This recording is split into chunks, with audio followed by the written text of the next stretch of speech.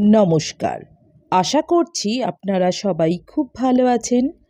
চামেলি মণ্ডল চ্যানেলে আপনাদের সবাইকে স্বাগত জানাই।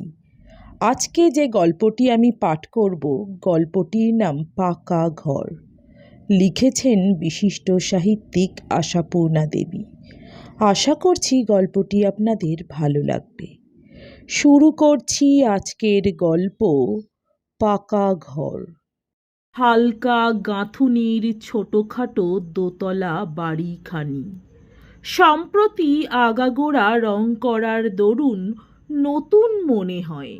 ফিকে গোলাপি দেওয়ালের গায়ে গাঢ় সবুজ জানালা দরজা, রানীগঞ্জের টালি ছাওয়া বারান্দা, সব মিলিয়ে দূর থেকে ছবির মতো দেখতে লাগে।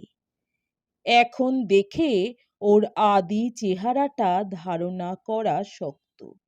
যেমন শক্ত আধুনিক সজ্জায় সজ্জিত 3.5 হাত মাপের আস্ত একটা মানুষকে দেখে তার মাতৃক্রোড়স্থিত আদিম মূর্তিটিকে ধারণা করা।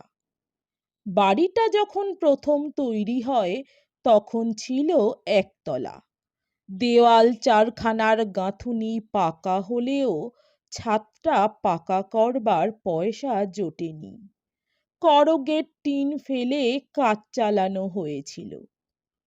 মনতোষ আর মহিতোষ দুই ভাই স্ত্রী পুত্র নিয়ে গ্রামের বাড়ি ছেড়ে এসে কলকাতার উপকণ্ঠে এক টুকরো জমি কিনে কোনো রকমে মাথা গোঁজবার মতো করেই করে নিয়েছিল করগেট টিনে ছাওয়া দুখানি ঘর। হোক টিনের ছাদ, তবু তো শহর। যেমন তেমন শহর নয়, কলকাতা শহর। কল টিপলে জল পড়ে, তবু কল টিপে আলো জ্বালবার পাটটা তখনও এত চালু হয়নি। লাইটের আলো নামক স্বর্গীয় বস্তুটা নেহাত অবস্থাপন্নদের ঘরেই থাকত। তা বিদ্যুৎ দীপ্তি না থাক, কেরোসিন শিখাই কি কম ঐশ্বর্য? আর খড়ে ছাওয়া মেটে কুঁড়ের কাছে এ তো রাজপ্রাসাদ। ভাইয়েরা খুশি, বউরা কৃতার্থ। ঘর নয়, যেন বৈকুণ্ঠ। দেখে দেখে আশ মেটে না, হেঁটে যেতে বুকে বাজে। পিছনের বাড়তি জমিটুকুর ওপর আর দুখানা ঘর তুলতে পারলেই ব্যাস। ত্রিভুবনে প্রার্থনীয় বস্তু আর কি থাকতে পারে? মনতোষের বউ পদ্ম বড় বটে, তবে নিঃসন্তান। ছোট বউ চাঁপার দুটি ছেলে মেয়ে, কিন্তু পদ্মর তাতে ক্ষোভ নেই। বাইরের লোক বুঝতে পারে না ওদের মা কোনটি। ছেলেরাই কি পারে? বরং মায়ের চাইতেও আদর আবদার খাটে বড় মার কাছে। দুটি ভাই অভিন্ন হৃদয়, দুটি যা পরম বান্ধবী।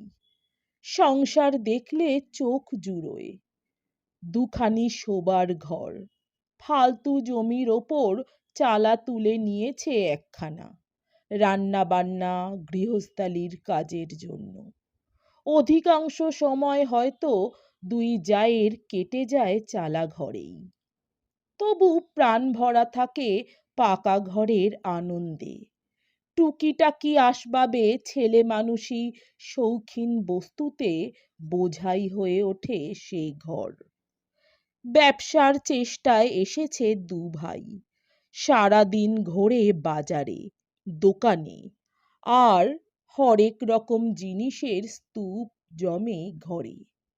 হয়তো মনতোষ কিনে আনে সস্তা দরের দুখানা আয়না। পদ্মকে ডেকে বলে, এই নাও, যত ইচ্ছে মুখ দেখো, আর একখানা টাঙিয়ে দিয়ে এসো ছোট বৌমার ঘরে। হয়তো মহিতোষ আনে দুজোড়া মাটির পাখি, এক জোড়া নিয়ে আগে ঢোকে পদ্মর ঘরে, বলে, কোন দেওয়ালে বসালে ভালো মানাবে ঠিক করো তো বৌদি। মনতোষ কিনে আনে ছোট ছোট ফ্রক, পেনি, কোট, ইজের, মহিতোষ আনে দুজোড়া শাড়ি, দুখানা মোটা চিরুনি, দুটো গায়ে মাখা সাবান। মহিতোষ একখানা র্যাপার এনে বলে, দাদা নাও দিকি, গায়ে দাও, দিয়ে তোমার সেই ধোসাখানা বাতিল করো, অসহ্য হয়েছে ওটা। মনতোষ রাগ করে র্যাপার ফিরিয়ে দিতে চায়, বলে, তোকে কত ভদ্রসভায় যেতে হয়, বলছি কতদিন থেকে একটা গরম কোটের কথা, তা নয় এখন যত বাজে খরচ, আমার তো দিব্যি চলে যাচ্ছিল। হায়, এমন দিব্যি চলে যাওয়া চিরকালের জন্য সম্ভব হয় না কেন? প্রথম চিড় খেলো বাড়িতে প্রথম মিষ্টি লাগবার সময়। ব্যবসা বাণিজ্যের গুণে কিছু পয়সা জমেছে। মনতোষ বললে, এই বেলা আর দুখানা ঘর তোলা হোক। মহিতোষ বললে, ধ্যাৎ, আগে ছাদ পাকা করে তবে আর কথা। মনতোষের যুক্তি, জিনিসপত্তরে বাড়ি বোঝাই হয়ে গেছে, ঘর দুখানাই আগে দরকার। মহিতোষের যুক্তিও ফেলনা নয়। মোটকা কাঁচা রেখে আবার ঘর বানানো, ছি, পাকা ছাদের দরকার আগে। বলা বাহুল্য, মহিতোষের কথাই থাকে, কারণ বড় বউ তার পক্ষে, নিজের বউ চাঁপাও অবশ্য। তবে তার ইচ্ছাশক্তির প্রয়োগটা অলক্ষ্যে অগোচরে। দুই জায়ের সাধ, ছাতে উঠে চুল শুকোবে, বড়ি দেবে, আচার আমসত্ত্ব করবে, এবং পাড়ার আর সব বউদের মতো আলসে ঝুঁকে দু চোখ ভরে দেখবে বহির্জগতের চলমান ছবি। ছাতের অভাবে জীবনটা যে অপূর্ণ সেটা ওদের অনুভূতিতে ধরা পড়েছে। ধরা পড়েছে, ওই ত্রুটিটুকুই তাদের প্রতিবেশিনীদের কাছে অপাংক্টের করে রেখেছে। পাড়ার কারো সঙ্গে সখিত্ব বন্ধন দৃঢ় হয়নি ওদের, যে অভাবটা গ্রামের মেয়েরা বিশেষ করে অনুভব করে। কিন্তু কেনই বা হবে? পাড়ায় বাস করলেই কি পড়শি হয়? তাহলে তো দুর্ব ঘাসটাও বট অসত্যের পড়শি। সেবারের জমানো টাকা ফুরোলে ছাতে আর সিঁড়িতে সবাই খুশি, শুধু বড় কর্তা ভার ভার। একদিনও ছাতে উঠল না, সিঁড়ি ভাঙতে ওর নাকি হাঁপ ধরে। ছুতোয় নাতায় অসন্তোষ প্রকাশ করে ঘরের অকুলান নিয়ে। দ্বিতীয়বার মিস্ত্রি লাগার সময় চিড় খাওয়া জায়গাটায় দিব্যি একটা ফাটলই ধরল, স্পষ্ট পরিষ্কার। মহিতোষ দোতলা তুলতে চাইল, ঘরের সমস্যা তাতেও মিটবে, অবশ্যই ফালতু জমিটা বরবাদ দেবে না। তাতে সেই পুরনো করগেট কখানা শেড দিয়ে বালির আস্তরহীন একহারা ইটের দেওয়াল তুলে বানাবে রান্নাঘর, ভাঁড়ার ঘর আর স্নানের ঘর। আগে বউদের বয়স যখন আরো কাঁচা ছিল, এ বস্তুটার অভাব অনুভব করেনি কোনোদিন। খোলা কলতলাতেই কাজ চলে যেত, নির্দিষ্ট সময়টায় ঘর থেকে বেরোতো না কর্তারা, খুব অসুবিধে মনে হতো না। ইদানিং এই অসুবিধাটাই যেন মারাত্মক মনে হয়। রান্নার পুরনো সেই চালটায় ভর্তি হলো বাড়তি আবর্জনা, মিস্ত্রির কাজ করা ফুটো টিন, ফাটা মালসা, বাঁশ, বাখারি, দড়ি, পাট, কিছু কিছু চুন বালিও। এবারেও মনতোষের সায় নেই, ওর যুক্তিটা খাপছাড়া। দোতলা তুললে নাকি 5 জনের চোখ টাটাবে, শোনো অনাসৃষ্টি কথা। মহিতোষ বললে, 5 জনের চোখ টাটাবার জন্যেই তো বাড়ি করা। শেষ পর্যন্ত সেই ওর কথাই টিকল। 5 জনের চোখ টাটিয়ে এলো গাড়ি গাড়ি ইট পাটকেল, চুন, সিমেন্ট। এলো বড় বড় লোহার বিম, এলো কংক্রিটের ফ্রেম, খড়খড়ির পাল্লা। মহিতোষ মহোৎসাহে তদারক করে, মনতোষ নির্বিকার চিত্তে বসে বসে তামাক খায়। মহি যখন বাড়ি থাকে না, মিস্ত্রি মজুররা কিছু বলতে এলে গা এলিয়ে দিয়ে বলে, ছোটবাবু এলে বলো বাবু, আমি কেউ নয়। পদ্ম এক এক সময় সৎ পরামর্শ দেয়, হ্যাঁ গো, তোমার ও কি ধারণ? ঠাকুরপো কি মনে করবে? ছোট বউ কি ভাববে? মনতোষ বলে, ভাববার আবার আছে কি, যে টাকা দেবার কর্তা তার কাছেই যেতে বলি। কিছুদিন হলো শেয়ার মার্কেটে যাতায়াত চলছে মহির, টাকাটা তারই বটে। দুই ভাইয়ের একসঙ্গে যে তেঁতুলের কারবার ছিল সেটাকে আর দেখেও না মহি, গ্রাহ্যও করে না। কারবারের বিষয়বস্তুটার নাম উল্লেখ করতে নাকি লজ্জা হয় ওর। ঘর তৈরি হয়ে গেলে প্রথমটা এক ফ্যাচাং ধরল মনতোষ, দোতলার ঘরে দরকার নেই তার। বাবার কালে সিঁড়ি ভাঙেনি, বুড়ো বয়সে এখন পারবে না নতুন করে। বেশ আছে নিচের ঘরে, তবে এ বিটকেলপনা টিকল না। পদ্মর তো আর বরের দেখা দেখি বুদ্ধিভ্রংশ হতে পারে না। দোতলার দুখানা ঘর দুই জায়ে নেবে, এইটাই সাব্যস্ত। তবে বুদ্ধি তার প্রখর বলেই দক্ষিণ খোলা ঘরটা ফেলল যা দেওরের ভাগে। নিচের তলায় ছিল তার বিপরীত, জ্যেষ্ঠের শ্রেষ্ঠ ভাগ হিসেবে দক্ষিণ খোলা ঘরটা স্বভাবতই ছিল মনতোষের। কিন্তু সেবারে টাকার ভাগ ছিল সমান, এবারে মনতোষ নিরপেক্ষ। তা পদ্ম ওপর তলায় থাকবে আর মনতোষ থাকবে নিচের ঘরে, এ ব্যবস্থা সত্যি টেকে না। ভারী মুখ আর গমগমে মেজাজ নিয়ে উঠতেই হলো তাকে বউয়ের আঁচলে গাঁটছড়া বেঁধে। এবারে গৃহপ্রবেশের উৎসবটায় বেশ ঘটাই করল মহি। কালটা গ্রীষ্ম, মনতোষ রাত্রে শুয়ে হাত পাখা নাড়ে আর বিরক্তি প্রকাশ করে, ঘরের মুখে মারো ঝাড়ু, দক্ষিণ চাপা ঘর আবার ঘর, এর চেয়ে গোয়াল ভালো, দোতলা কোঠায় শুয়ে স্বর্গলাভ হচ্ছে আমার। চাঁপার মেয়েটা বরাবরই পদ্মর কাছে শোয়, এ ঘরেও শুচ্ছে।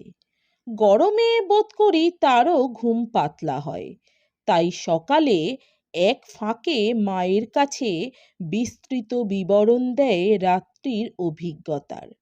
এখন বড় হয়েছে, কে আসল মা সেটা বুঝতে ভুল হয় না। কুটনো কুটতে কুটতে সেই কথাই পারে চাপা, বড়ঠাকুরের যদি ঘর পছন্দ না হয়ে থাকে তো এই বেলা বদল করা হোক দিদি। পদ্ম চমকে ওঠে, সে আবার কি কথা রে ছোট বউ? বুড়ো মিনসের আবার পছন্দ অপছন্দ কি? কি তা তুমিই বলতে পারো দিদি, তবে বরাবর ভালো ঘরে শোয়াই অভ্যেস ওর কষ্ট হতে পারে। আমাদের তো আধখানা বয়স দক্ষিণ চাপাতেই কাটলো, কখনো কি এ কথা উঠেছে? বলা বাহুল্য, ছোট বউয়ের প্রস্তাবের মধ্যে যতই উদারতা থাক, কণ্ঠস্বরে অনাবিল শ্রদ্ধার পরিচয় পাওয়া যায় না। পদ্ম লজ্জায় এতটুকু হয়ে যায়। নানা এলোমেলো কথায় পতিদেবতার বুদ্ধি ভ্রংশতার পরিচয় দিয়ে দিয়ে জিনিসটা লঘু করে উড়িয়ে দেয়।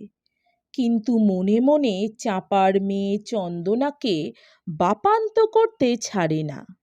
মনে মনেই অবশ্য বলে, হবে না কেন, ঝাড় ঝাড়, উচ্ছের ঝাড়, ফল পাতা একই তার, মাটি কেমন বিচ্ছু। তাড়াতাড়িতে শুধু গৃহপ্রবেশই হয়েছে, গৃহসজ্জা বাকি। নিঃসন্তান পদ্মর শরীরে আলস্য কম। সে নিচের ঘর থেকে প্রত্যেকটি জিনিস ঝেড়ে মুছে বয়ে বয়ে নিয়ে আসে। নতুন ধবধবে দেয়ালের শোভা বর্ধন করে রংচটা ধুলি মলিন মাটির মাছ, পাখি, পায়রা সব জোড়া জোড়া। ঘর সাজাতে নিয়ে আসতো মহিতোষ দুজোড়া করে। পদ্মর নিজের শখের জিনিসও আছে। জীবনভর যত রথে, দোলে, রাসে, মেলায় গিয়েছে, সংগ্রহ করেছে তিল তিল করে। সে সংগ্রহে আছে জরির ছবি, কাঁচের উত্তরা অভিমন্যু, পোর্সিলেনের পরী, আছে টিনের দেয়ালগিরি, শোলার ফুল, কাঠের কৌটো, হাতে করে তৈরি করেছে বসে বসে পশমের ফুল গাছ, আঁশের সাজি, মোমের খেলনা। সারা জীবনের সঞ্চয়, অনেক যত্নে অনেক বিবেচনায় যেখানে যা মানায় সাজিয়ে ফেলে পদ্ম। তারপর একটু লজ্জা হয়, চাপা না হয় কুঁড়ে, তাই বলে ওর ঘরটা অগোছালো থাকবে? অতএব পরদিন চাপার জিনিসপত্র ঝাড়া মোছা করতে বসে সে। দুপুরবেলা চাপা ঘুমোচ্ছিল দোতলায়। ঘুম ভেঙে ছেলের খাবার নিতে নেমে এসে ঠোঁট উল্টে বলে, ও আবার কি পণ্ডশ্রম হচ্ছে দিদি? পদ্ম মহোৎসাহে বলে, কাল ও ঘরটা হয়েছে, আজ এ ঘরটা সেরে ফেলি। চাপা বিদ্রূপ হাস্যে বলে, রক্ষে করো দিদি, ওইসব কুৎসিত জিনিস টেনে নিয়ে গিয়ে ওপরের ঘরে তুলতে হবে না আর। নতুন দেয়ালে দাঁত খিঁচিয়ে থাকবে একেবারে। ও বলেছে ও ঘরের জন্যে পটারির পুতুলের সেট আর ভালো ভালো ছবি খানকতক আনবে। পদ্ম হঠাৎ কেমন আড়ষ্ট হয়ে যায় আর বোকার মতোই বলে ফেলে, তাহলে এসব কি হবে? চাপা খিলখিল করে হেসে বলে, কি আবার হবে? ঘর তো কেউ কেড়ে নিচ্ছে না, আমারই থাকলো, যেমন আছে থাক। চিতু চন্দন খেলে খেলে যত শেষ করতে পারে, নতুন ঘরে ওই সব, মা গো অরুচি। শেষের কথাগুলোর ওপর একটু জোর দেয় চাপা। পদ্মর মনে হয় পৃথিবী শুদ্ধ লোক তার মুখের দিকেই চেয়ে আছে, আর সেই মুখখানা লুকোবার জায়গা পৃথিবীর কোনোখানে নেই। কিভাবে যে সে হাতের কাজ রেখে সে ঘর থেকে উঠে গেছে, সে বোধ করি একমাত্র অন্তর্যামীই জানেন। তার পরিত্যক্ত ঘরখানায় তখনও খালি চৌকিখানা পড়েছিল। সিঁড়িতে ধাক্কা লাগবার ভয়ে ওপরে তুলতে দেয়নি মহি। সেইখানাই শুধু হিসেব রাখে অশ্রুজলের ওজনের। কাল একথা বলেনি চাপা, ইচ্ছে করেই বলেনি, শুধু মনে মনে হেসেছে আর ঠোঁট উল্টে ব্যাখ্যানা করেছে বরের কাছে। নিতান্ত অকিঞ্চিৎকর ওই বস্তুগুলো কত যত্নে কত মমতায় নিয়ে গিয়ে নতুন ঘরে সাজিয়েছে পদ্ম, তারই সরস ব্যাখ্যানা। পদ্মর ঘরের সাদা দেওয়ালে যে জিনিসগুলো দাঁত খিচিয়ে আছে, সেটা চাপার পক্ষে উপভোগ্য হয়েছে সন্দেহ নেই। টু শব্দটি করেনি কাল। আজ আর উপায় নেই ওগুলো টান মেরে ফেলে দেবার। হাসির খোরাক তো তাহলে আরোই বাড়বে চাপার। কিন্তু উপায় থাকলেই কি ফেলে দিতে পারত পদ্ম যৌবনের সমস্ত সঞ্চয়? চাপা কি মেয়ে মানুষ নয়? বিধাতা পুরুষ কি তার হৃদয়ে গড়েননি? নাকি গড়বার সময় তাতে মমতা বস্তুটা দিতে ভুলে গিয়েছিলেন? অনেক অশ্রুবর্ষণের পর বিকেলে উনুন ধরানোর টাইম স্মরণ করে যখন উঠে পড়ল পদ্ম, তখন আর চাপার ওপর রাগ ছিল না, দেওরের ওপরও না, শুধু সমস্ত মনটা জুড়ে স্বামীর ওপর একটা দুর্জয় অভিমান আক্রোশের মূর্তিতে উদ্যত হয়ে রইল। পটারির পুতুল জিনিসটা কি শুধু মহিতোষের চোখেই পড়েছে? দুখানা ভালো ছবি কিনবার মতো পয়সাও কি মনতোষের জোটে না? তেঁতুলের ব্যবসায় মন্দা পড়ে পর্যন্ত মনতোষ হয়েছে যেন লড়াইয়ের সিপাই। তার সঙ্গেতেও আর সুখ নেই পদ্মর। যথাসময়ে চন্দনার বিয়ের প্রস্তাব শুরু হলো। মহিতোষ চুপি চুপি পাত্র দেখতে যায়, নিতান্ত গোপনে চাঁপার গোচরে আনে। ওর কেমন একটা ধারণা হয়েছে বড় তরফ তার মেয়ের বিয়ের ভাঙচি দেবে। পদ্ম গোড়ায় অত বুঝত না, খুঁচিয়ে খুঁচিয়ে জিজ্ঞেস করত দেওরকে। চন্দনার হিতাহিত সম্বন্ধে নিশ্চেষ্ট থাকা সম্ভব এ খেয়ালই ছিল না তার। খেয়াল জন্মালো চাঁপার একদিনকার বিরক্তিতে। পদ্মর সোজাসুজি প্রশ্নগুলোর সোজা উত্তর এড়িয়ে যাবার জন্যে মহিতোষ যখন বাঁকা বাঁকা উত্তর দিচ্ছে, ঘোমটার ভেতর থেকে ঝংকার দিয়ে উঠল চাঁপা, বিয়েটা তো আর নরলোকের অগোচরে হয়ে যাবে না? হলে সবাই দেখবে, সবাই শুনবে। আগে থেকে অত উস্কুসুনি কেন তাও বুঝি না বাবা। আমার তো কই কারো কথায় মাথা গলাবার পীরবৃত্তি হয় না। সেই থেকে সমঝে গেল পদ্ম পরের কথায় মাথা গলাবার প্রবৃত্তিটাকে সম্বরণ করল, এবং অবশেষে যখন নরলোকের গোচরীভূত হয়ে বিয়েটা হলো, তখন এত দেখল, এত শুনল এবং এত খাটল যে জ্বরেই পড়ে গেল। খালি ঘর থাকলেই আবর্জনা জমে। পদ্মর নিচের তলার ঘরখানায় একে একে এসে জমছিল সংসারের সমস্ত আবর্জনার স্তূপ। হঠাৎ একদিন যেন নজরে পড়ল মহিতোষের। খুব খানিক চেঁচামেচি করল সে। টান মেরে মেরে ফেলে দিল ভাঙা ঝুড়ি, গুলের টিন, কয়লার কড়া। বাসন কিনবে বলে ছেঁড়া কাপড় জমিয়ে রেখেছিল পদ্ম পোঁটলা করে, সেটায় মারল শুট। তারপর বলল, আজই এ ঘর খালি করে দেওয়া হোক। চিতুর মাস্টার ঠিক করা হয়েছে, এই ঘরে পড়বে সে। প্রথমটা খালি মেজে মাদুর পেতে পড়তে লাগলো চিত্ততোষ। তারপরে আস্তে আস্তে এসে জমতে লাগলো কেরোসিন কাঠের টেবিল, টিনের চেয়ার, নিলেমে কেনা পুরনো সেলফ। পুরনো আমলের চালা ঘরটাকে দুটো খুঁটি ঠেকিয়ে শক্ত করা হয়েছে। তার মধ্যে ঢুকলো এ ঘরের বাড়তি মাল। তার সঙ্গে সেই চৌকি, যে চৌকিখানায় 12 বছর ধরে বরের সঙ্গে পাশাপাশি শুয়েছে পদ্ম। তা এমনই বা মন্দ কি? চালা ঘরটাই বরং সব থেকে হাওয়াদার। গরমের দুপুরে দোতলা ছেড়ে চালা ঘরে এসে শুয়ে থাকে পদ্ম। চৌকিখানায় সুবিধেই হলো। মেয়ের বিয়ে হলেই জামাই আসে।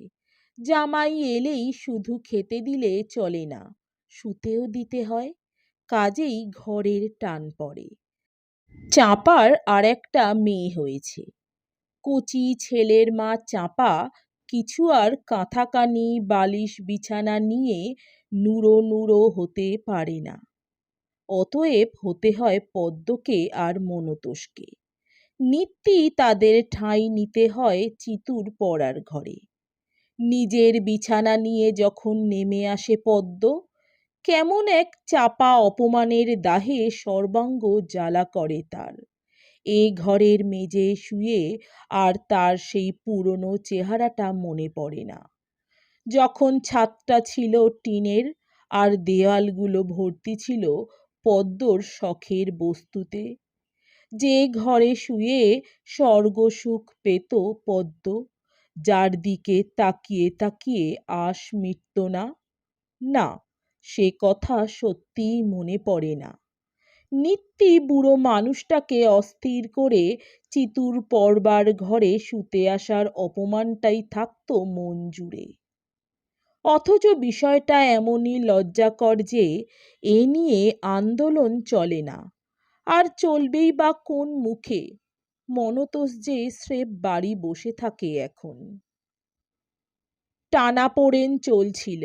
অবশেষে একদিন টানাটা থামল। পোড়েনটাই রইল অচল হয়ে। হঠাৎ একদিন বাজার থেকে ফিরে সর্দি গর্মি হয়ে ঘণ্টা ৩-৪-এর মধ্যেই মনতোষ চিরদিনের মতো ছেড়ে দিয়ে গেল দোতলার ঘরটা। যে ঘরটাতেই মুখে অসন্তোষ প্রকাশ করলেও অদ্ভুত একটা মায়া পড়ে গিয়েছিল তার। নিজে থেকেই আর দোতলায় উঠতে চাইল না পদ্ম। জানলা দিয়ে আশপাশের সব বাড়ি থেকে দেখা যায়। দোতলায় ওঠার পর থেকে আলাপও হয়েছে অনেকের সঙ্গে। থান পড়া বীভৎস মূর্তিটাকে দেখে কি বলবে তারা? পদ্মর প্রেতিনীটা কোন মুখে ঘুরে বেড়াবে তাদের কৌতূহলী দৃষ্টির সামনে? অবশ্যই এ দুর্ঘটনা না ঘটলেও হয়তো ছাড়তে হতো ঘর। চন্দনা এলো প্রসব হতে, বছরখানেকের মেয়াদ নিয়ে। কোথায় থাকতো সে এ ঘরটা ছাড়া?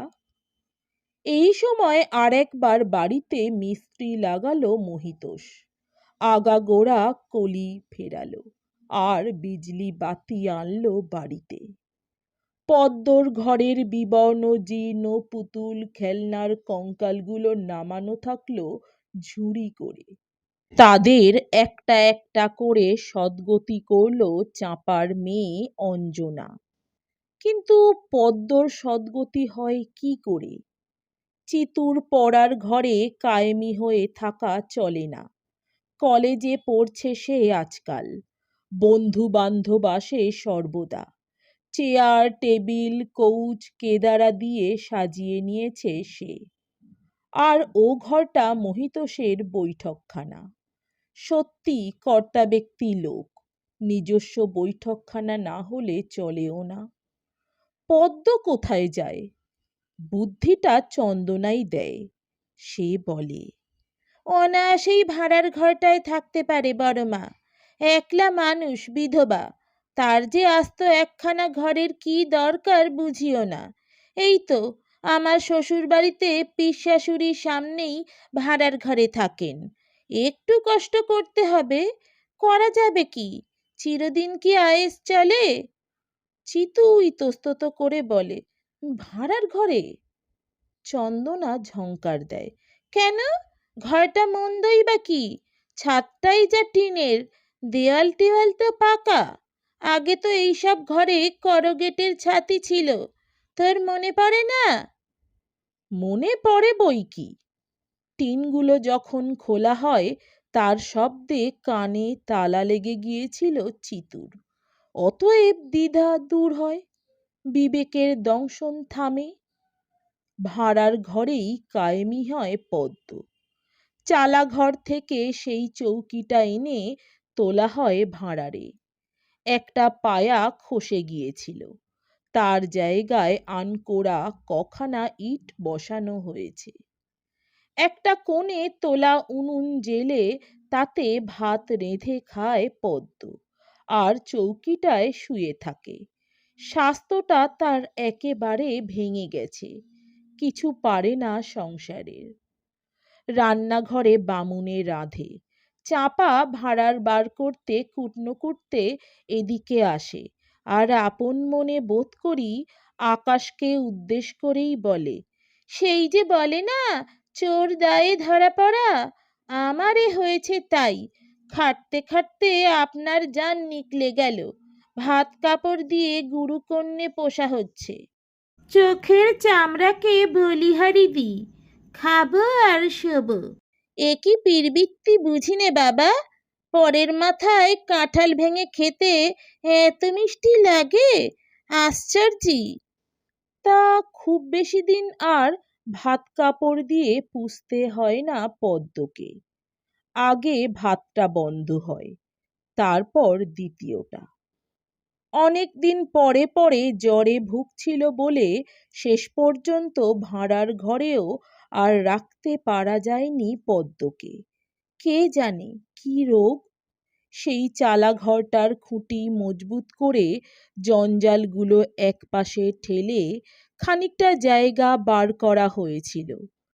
অতীতকালে এই ঘরের যেখানটায় দুই জায়ে ভাতের কাঁসি নিয়ে বসে পাল্লা দিয়ে সজনে ডাঁটা চিবোত আর মাছের লেজার সদ্গতি করত, সেইখানটায় শুয়ে মরল পদ্ম। রোগের বিষ তাড়াতে বাড়িটা আরেকবার ঝেড়ে রংকালি ফিরিয়ে ছেলের বিয়ের তোড়জোড় শুরু করল মহিতোষ। বংশের মুখ উজ্জ্বল করা ছেলে। এ বংশে 14 পুরুষে কেউ গ্র্যাজুয়েট হয়নি। কনে খোঁজা হয় বেনের ঘর উজাড় করে। তা মহিতোষের সাধনায় সিদ্ধি হয়। এমন বউ জোগাড় করে সে, যার খুঁত খুঁজে পাওয়া শক্ত। তার ওপর আবার সঙ্গে করে যৌতুক আনে এত যে আশপাশের বামুন কায়েতের ঘরে তাক লেগে যায়। হবে না কেন? জ্যোৎস্নার বাবার 14 পুরুষেও তো বিয়ে পাস জামাই হয়নি। বিয়েতে এক আধবার পদ্মর নাম উঠল না তা নয়, তবে অভাবটা তেমন ধরা পড়ল না, কারণ কর্মজগৎ থেকে অনেক দিন বিদায় নিয়েছিল পদ্ম। সামান্য যা সোনাদানা ছিল তার, তাই থেকে ভালো একখানা বেছে রেখেছিল চতুর বউয়ের জন্য। মরবার আগে বলেও ছিল সে কথা। সেই ডাম্বল বিছে হাড় ছড়াটা বউয়ের হাতে দিয়ে চাপা বলল, ওগো বৌমা, তোমার একজন জ্যাঠ শাশুড়ি ছিল, এই তার আশীর্বাদী, নাম করে রেখে গেছে। হাড়ের গড়নটা দেখে মনে মনে নাক সিটকে জ্যোৎস্না তখনই ঠিক করে ফেলল ওটা ভেঙে একটা মেট্রো হাড় গড়িয়ে নেবে। ওই জিনিসটাই হয়নি তার। নতুন বউ বড়লোকের মেয়ে, তাছাড়া চাপার স্বাদ। নিজের পরিপাটি সাজানো ঘরখানা ছেলে বউকে ছেড়ে দিয়ে দক্ষিণ চাপা ঘরটায় চলে এলো সে। হাওয়ার অভাবে অসন্তোষ প্রকাশ করতে হলো না মহিতোষকে। বিয়ে উপলক্ষে কখানা বিজলি পাখা কিনে ফেলেছিল। অসন্তোষ প্রকাশ করে চিতু, বলে, তোমার ওই জগদ্দল দেরাজটা তুমি এ ঘরে নিয়ে এসো মা, প্রাণ হাঁপিয়ে ওঠে আমার। এই দেরাজটাই চাঁপার ঘরের সবচেয়ে দামি ফার্নিচার। চাঁপা গালে হাত দিয়ে বলে, সে কি রে, ও যে সাহেব বাড়ির জিনিস, 150 টাকা দাম। তোমার দামি জিনিস তুমি গলায় ঝোলাও মা, ওটাকে দেখলেই আমার বুক চেপে আসে। তা বৌমার দামি কাপড় চোপড় রাখতেও তো। চিতু তাড়াতাড়ি বলে, তার জন্যে আবার ভাবনা? ওর বাবা তো ঘর সাজানো সমস্ত ফার্নিচার দেবার জন্যেই ব্যস্ত। আমায় বলছিলেন সেদিন, ওর মেয়ের নাকি বরাবর ফার্নিচারের শখ, শুধু আমাদের বাড়িতে জায়গার অভাবে দিতে পারছেন না। অতএব জায়গা বার করে দিতে হয়। লরি বোঝাই করে জ্যোৎস্নার বাপের বাড়ি থেকে আসে খাট, আলমারি, ড্রেসিং টেবিল, চেয়ার, অনেক কিছু। আগাগোড়া মেট্রো প্যাটার্ন, ঝরঝরে, ঝকঝকে। চাপার সাহেব বাড়ির দেরাজ, ছত্রি দেওয়া বোম্বাই খাট আর হাতাওয়ালা বড় বড় চৌকো চেয়ারগুলো সমস্ত সৌন্দর্য হারিয়ে লজ্জায় অধোবদন হয়। বেহাই বাড়ির জিনিস বলতে গেলে চাঁপারই তো সম্পত্তি। চাঁপার ছেলে হীরের টুকরো বলেই না এত মান্য তার। তবু দেখে শুনে তেমন আনন্দ হয় না চাঁপার। ভারী একটা বিরাগ হয় মহিতোষের উপর। এই তো এমন শৌখিন জিনিসও তো আছে বাজারে, অথচ কি গেঁয়ো পছন্দ মহিতোষের। এমন নয় যে সস্তার মাল। মুঠো মুঠো টাকা দিয়ে কি বীরভদ্রর জিনিসই কিনেছিল। কই, ওই কটা জিনিসেই নড়তে চড়তে জায়গা পেত না চাপা।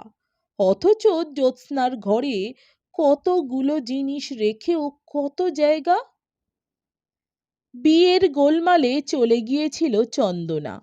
এবার এলো বউয়ের ঘর বসতে।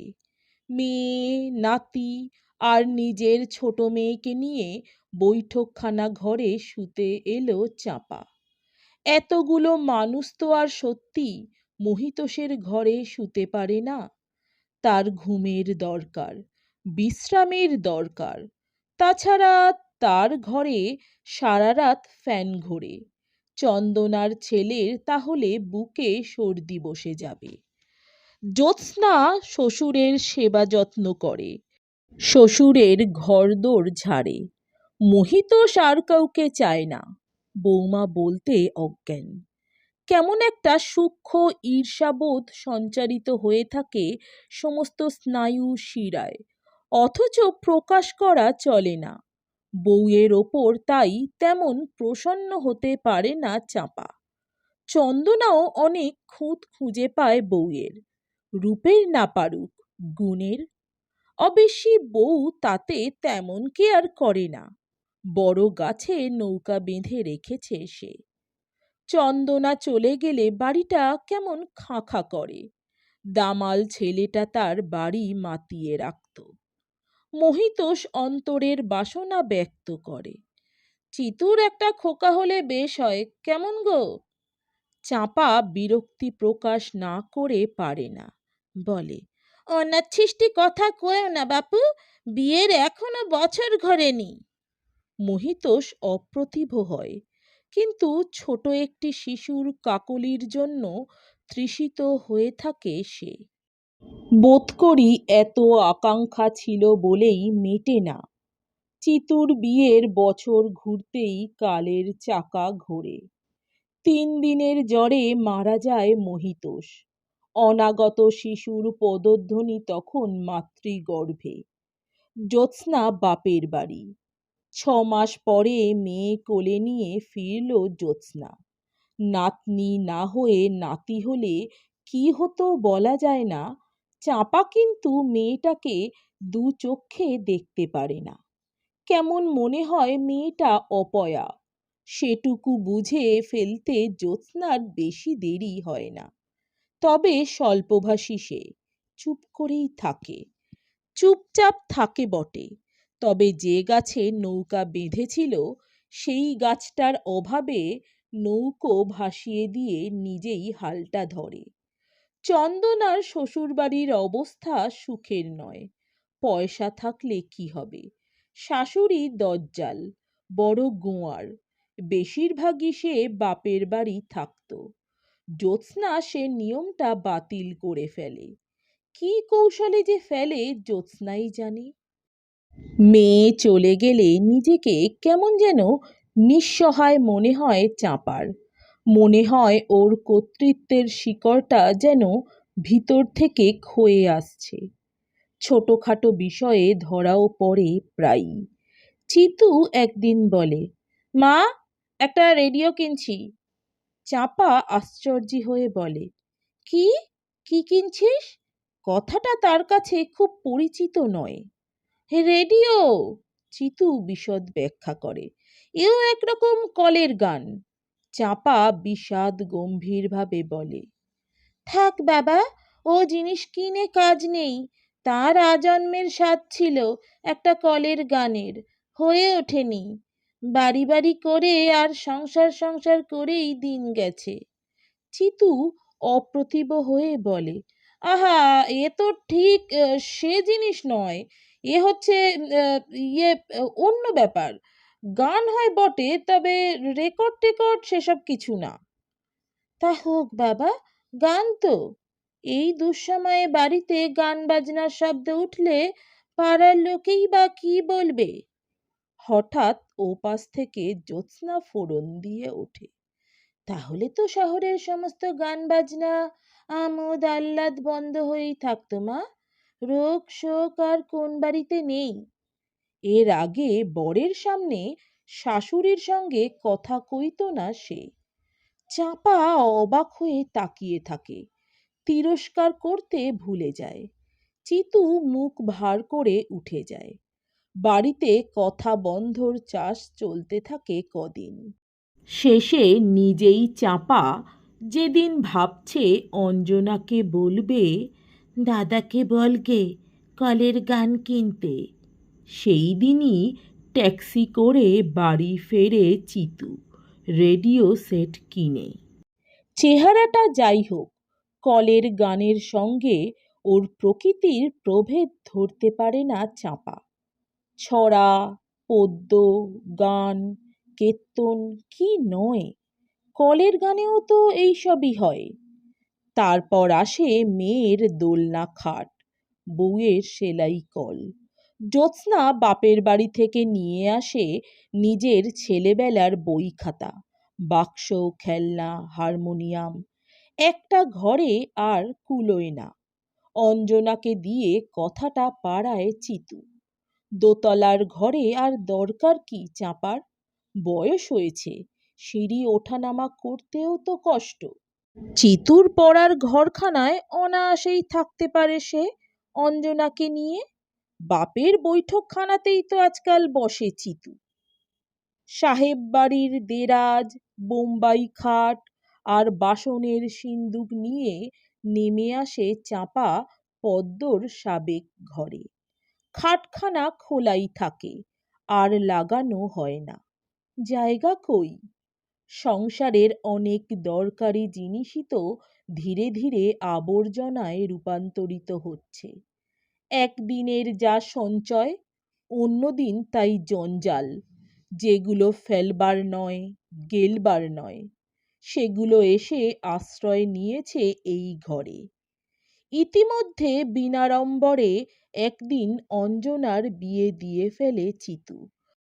ঘটা আর কি করবে, বড়লোকেরাই করছে না আজকাল। নতুন জামাইয়ের আদরের প্রশ্নও ওঠে না। খেতে দেওয়া অর্থাৎ জামাই আদরে খেতে দেওয়া শক্ত, শুতে দেওয়া আরো শক্ত। ঘর কোথা?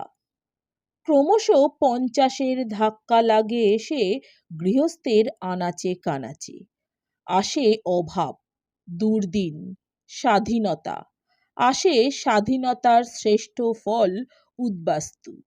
বাড়ির মালিকদের পোয়া 12, একখানা ঘরও যার আছে সেই রাজা। চারিদিক ভরে ওঠে পুবে হাওয়ায়।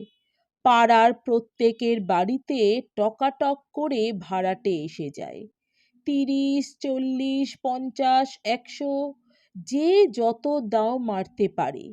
এ লোভ সামলানো কঠিন। খানিকটা ইতস্তত করে, খানিকটা কথার পেঁচ কষে, খুব খানিকটা অভাব অনটনের ফিরিস্তি দিয়ে কথাটা পারে চিতু। নিচের তলার ঘর দুখানা ভাড়া দিলে ফেলে ছুঁড়ে 60-70টা টাকা এক্ষুনি হয়। ওর আপিসেরই একজন কি খোসামদি করছে, ও টাকাটা পেলে কত সুসার হয় সংসারের। চাপা যেন বুঝতে পারে না কথাটা, অবাক হয়ে তাকিয়ে থাকে ছেলের মুখপানে।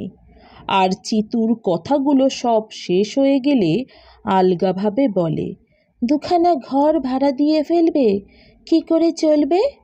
হঠাৎ অপ্রতিভ ভাবটা ঝেড়ে ফেলে কর্তা জনচিত গাম্ভীর্যে উত্তর দেয় চিতু, চালিয়ে নিতে হবে। পারবো না বললে চলবে কেন? এত আয়েস হয়তো হবে না, একটু কষ্ট হবে, করা যাবে কি? এত আয়েস? এত আয়েসে আছে চাপা? লোকের চোখ টাটাবার মতো? লোক মানে চিতু। চাপার সমারোহের দিনে চিতু কি ছিল না এ বাড়িতে? দোতলার জানালার ছিটের পর্দা সরিয়ে জানালার কাছে চেয়ার টেনে নিয়ে যখন বসে বসে লেস বুনতো চাপা, কোনোদিন কি দেখেনি চিতু? তাই নিচের তলায় ওই গুদম ঘরের আয়েসটুকুও ত্যাগ করে আর একটু কষ্ট করতে বলছে তাকে। তা একটু কষ্ট বই আর কি? পদ্মকে যখন ভাঁড়ার ঘরে আশ্রয় নিতে হয়েছিল, খুব বেশি কষ্ট বলে ভেবেছিল কি চাঁপা? চাঁপাও তো একলা বিধবা মানুষ। আস্ত একখানা ঘরে দরকার কি তার? মহিতোষ মারা যাবার পর পদ্মর সেই নিরামিষ রান্নার তোলা উনুনটাকে ধুলো মাটি ঝেড়ে নিয়ে চাঁপা যখন ব্যবহার করতে শুরু করলো, তখনও কি ভেবেছিল পদ্মর চৌকিখানাও ধুয়ে মুছে নিয়ে একদিন ব্যবহার করতে হবে তাকে? করগের টিন কখানা জরাজীর্ণ হয়ে গেছে, একটু বাতাসে ঝুরঝুর করে মরচের গুঁড়ো গায়ে ঝরে পড়ে। কিচকিচ শব্দে হুটোপাটি করে বেড়ায় ইঁদুর ছানার দল। আরশোলা ওড়ে ফরফর করে। ঘুম আসে না কিছুতেই। চাঁপা কি কাঁদে? কই না, চুপচাপ শুয়ে কি ভাবে তবে সে? পদ্মর মানসিক অবস্থাটা ধারণা করতে চেষ্টা করে। কমাসের ভাড়া জমিয়ে আগাগোড়া বাড়িখানায় মিস্ত্রি লাগায় চিতু। দোতলায় বারান্দা করে নতুন করে। জ্যোৎস্নার ভারী স্বাদ বারান্দার। শুধু পিছনের ঘর দুটোর করগেট কখানা বদলানো বাকি থাকে। শেষ পর্যন্ত বড্ড ফুরিয়ে যায় টাকাটা। কিন্তু সে তো পিছন দিক। সামনে থেকে ফিকে গোলাপি দেওয়ালের গায়ে গাঢ় সবুজ জানলা দরজা আর রানীগঞ্জের টালি ছাওয়া বারান্দা দেওয়া হালকা গাঁথুনির ছোট্ট দোতলা বাড়িখানি ছবির মতো দেখতে লাগে। একদিন গঙ্গা নিয়ে ফেরবার সময় হঠাৎ ওপর দিকে চোখ পড়তে অবাক হয়ে গেল চাঁপা। নমস্কার, আমার গল্প পাঠ ভালো লাগলে দয়া করে আমার চ্যানেলটি সাবস্ক্রাইব করে দেবেন। লাইক, কমেন্ট, শেয়ার করতে ভুলবেন না। অনেক ধন্যবাদ।